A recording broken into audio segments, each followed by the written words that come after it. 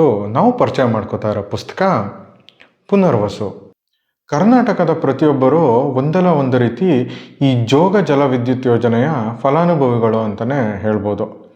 ಈ ಮಹತ್ವಾಕಾಂಕ್ಷೆ project complete ಆಗೋಕ್ಕೆ ಎಷ್ಟು ಕಷ್ಟಪಟ್ಟರು ಅನ್ನೋದ್ರ ಬಗ್ಗೆ ನಮಗೆ ಡೀಟೇಲ್ಸು ತಿಳಿದಿರೋದು ಸ್ವಲ್ಪನೇ ಸ್ವಲ್ಪ.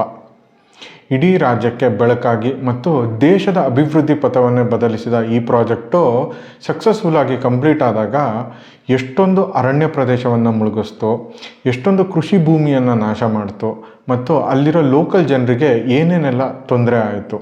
ಮತ್ತು ಈ ಪ್ರಾಜೆಕ್ಟು ಸಕ್ಸಸ್ಫುಲ್ ಆಗಿ ಕಂಪ್ಲೀಟ್ ಆಗೋಕ್ಕೆ ಜನ ಎಷ್ಟು ಕಷ್ಟಪಟ್ಟರು ಅನ್ನೋದನ್ನೆಲ್ಲ ಈ ಪುಸ್ತಕ ತಿಳಿಸ್ಕೊಡುತ್ತೆ.